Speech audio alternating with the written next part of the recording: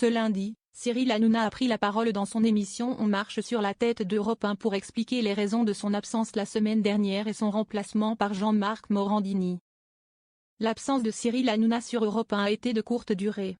Après avoir laissé une petite semaine les rênes de son émission On marche sur la tête à Jean-Marc Morandini, l'animateur a fait son retour à l'antenne ce lundi. Et c'est avec sa franchise habituelle qu'il a expliqué les raisons de cette courte pause. Cyril Hanouna opéré sous anesthésie générale. Si Cyril Hanouna a été absent quelques jours, c'est parce qu'il a subi une opération qu'il repoussait depuis trop longtemps déjà. J'avais un kyste depuis 10 ans. Je n'ai jamais eu le temps de l'enlever car j'étais à l'antenne tout le temps et ça m'embêtait d'avoir tout le temps un pansement. Donc là je me suis dit que j'allais le faire. J'ai toujours reculé. Là, j'ai même reculé d'1 mois. Mais je me suis dit à un moment, il faut y aller. Je n'avais pas de tournoi ce week-end en plus, a-t-il lancé en précisant avoir subi une anesthésie générale. Malgré cette dernière, son séjour à l'hôpital s'est fait à vitesse grand V.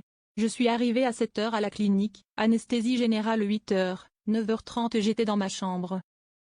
À 10 h 30, j'étais déjà en train d'appeler des potes pour organiser un padel dans l'après-midi. J'aurais dû dormir là-bas. Mais ils m'ont surveillé et à 15 h ils sont venus me voir pour me dire que ça allait. À 18 h j'étais au padel et à 23 h au restaurant, a-t-il ainsi détaillé en précisant avoir fait une petite sieste avant de jouer car il était mort. Pas raisonnable.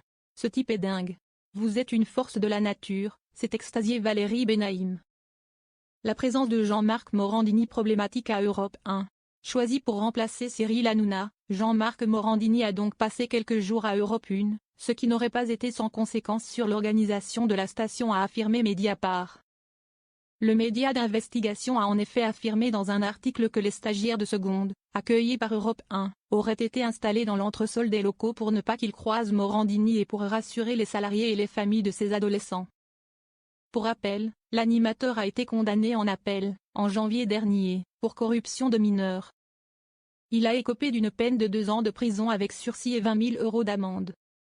Une peine assortie d'une interdiction d'exercer une profession en contact avec des mineurs et d'une inscription au fichier des auteurs d'infractions sexuelles.